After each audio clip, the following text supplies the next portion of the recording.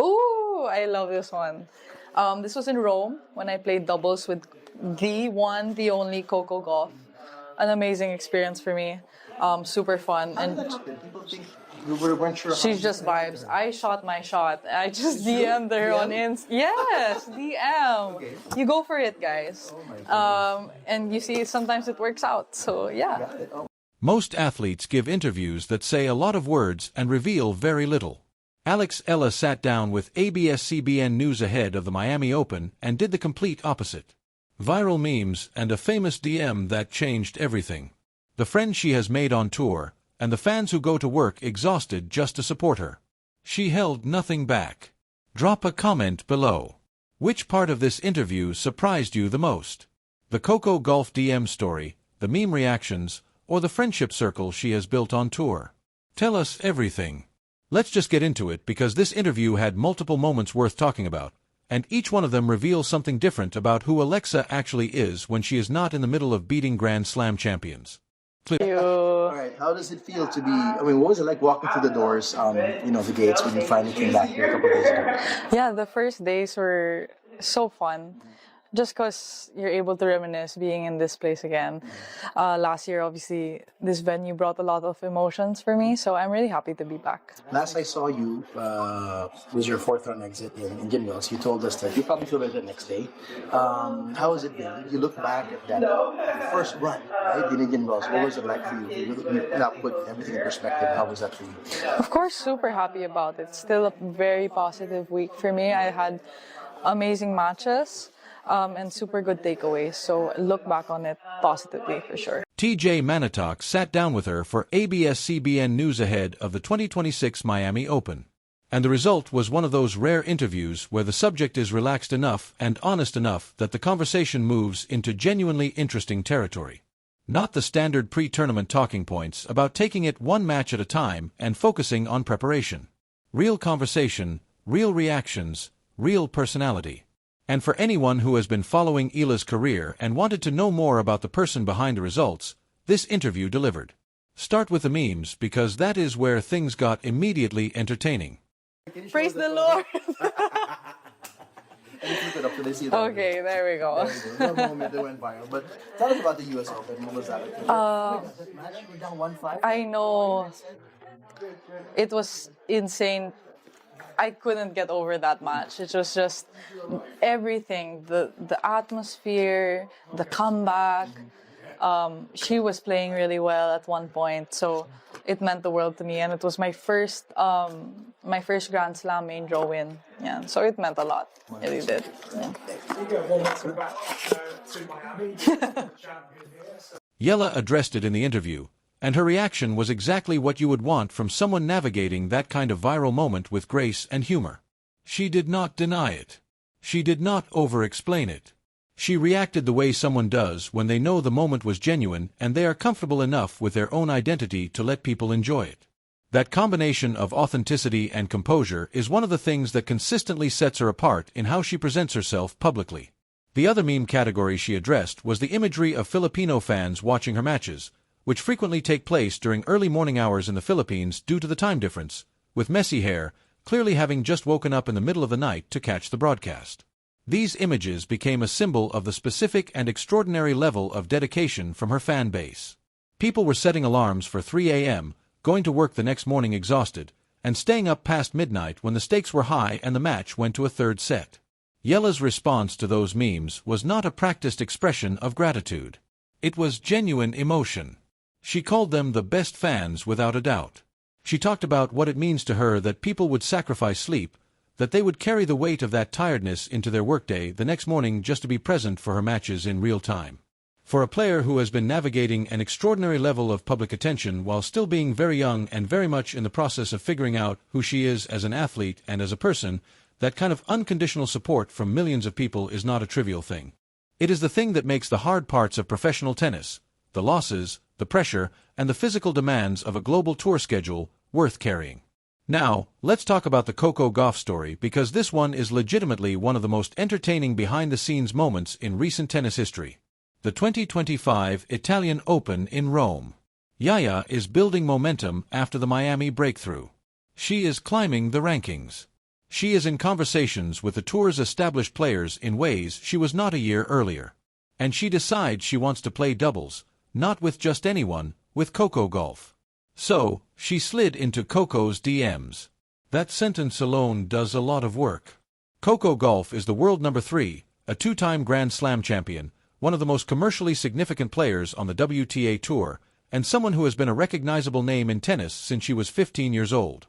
The idea that the way this doubles partnership was formed was through an Instagram or social media message where Eala essentially pitched the idea directly is both very modern and very bold in a way that tells you something specific about how Eala operates.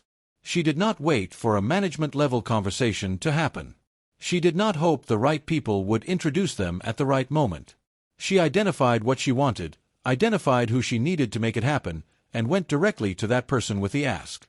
That kind of directness combined with the confidence to believe the ask would be received positively is the same quality that shows up on the tennis court when she is down a set against a top 10 player and needs to find another gear. Gauff said yes. They played doubles together in Rome. And what happened on the court during that partnership revealed something interesting about how the two of them complement each other. Gauff, by her own account, in comments that circulated widely afterward, described herself as feeling like a deer on ice at the net while Eala covered for her. That self-deprecating admission from a 2-time Grand Slam champion about feeling outclassed in a specific area of the game by her partner says a great deal about what Eala brings to the net and to the partnership overall. Gauff also called EA the MVP of their matches together, which is the kind of compliment that lands differently when it comes from someone with Gauff's resume. Gauff has also talked publicly about EA bringing a new demographic to tennis. The Filipino community and, by extension, the broader Southeast Asian market were waiting for someone to activate their appetite for the sport at the elite level. Gauff recognizes that Eala's presence on tour is changing who watches the sport and how many of them there are, and she is genuinely supportive of that change rather than threatened by it. The relationship between them, which started as a competitive rivalry when Eala beat Gauff's teammate in Miami in 2025 and extended through the doubles partnership in Rome, appears to be one of genuine mutual respect and affection. Eala described Gauff as a role model and an amazing person. That kind of straightforward admiration without any of the complicated political framing that sometimes surrounds discussions of relationships between athletes at different levels of the sports hierarchy is consistent with how Eala generally presents her relationships. She sees things clearly. She says what she thinks, and she is not performing for the camera. The friendship circle she described in the interview is another window into who she is becoming as a professional athlete and as a person navigating a life that is increasingly public and increasingly demanding. She mentioned making a resolution to be more social and come out of her shell, which for someone who has been managing the level of public attention she receives since Miami 2025 is a genuinely interesting piece of self-awareness. Being the most talked about player in your sport at 20 years old, while also being naturally more introverted, requires a specific kind of intentional management that most people in that situation do not articulate as clearly as she did. Zeynep Sonmez, she described as one of her best friends in both tennis and life. That distinction in both tennis and life is important because it suggests a friendship that exists outside the competitive context of being on tour together. The kind of friendship where you talk about things that have nothing to do with rankings or match preparation or sponsor obligations. That kind of relationship is genuinely valuable for any young professional athlete who risks having every personal connection filtered through the lens of their career. Iga Świątek she described as a regular doubles partner and close friend who is super good fun. Victoria Mbako and Eva Lee also got mentions, and she noted her bonds with other half-Filipino players on the tour, which speaks to the specific value of shared cultural identity in a sport that takes its players away from home for most of the year. The word she used to describe these relationships is worth sitting with. She called it girlhood. That is a specific and meaningful word choice. Girlhood implies a kind of friendship that is simple and genuine and not transactional. It implies shared experience, mutual understanding, and the specific bonds that form between young women who are navigating similar challenges at the same time in the same environment. For someone who has been managing the weight of national expectation and global attention since she was 19 years old, having those relationships, genuine, uncomplicated friendships with peers who understand what the tour life actually looks like from the inside, is clearly important to her sense of balance and well-being. The interview also gave Eala the opportunity to look ahead to Miami in a way that was honest about both the opportunity and the pressure. She is defending 390 ranking points. The draw is complicated. The potential third-round rematch with Iga Świątek is something the entire tennis world is watching for. The center court designation from tournament director James Blake means her matches will be the most visible in the women's draw from the first round onward. None of that is pressure she is hiding from or managing at arm's length. She is walking directly into it with her eyes open.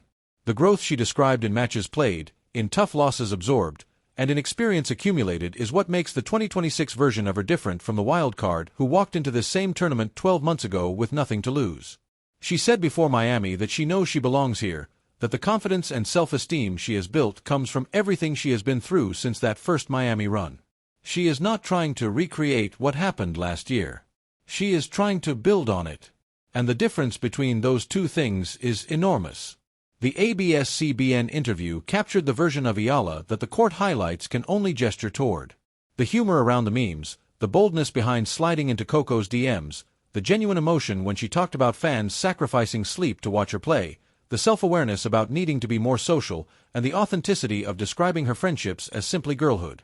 This is a 20-year-old who is navigating one of the most extraordinary rises in the history of her sport while remaining recognizably, specifically, and genuinely herself.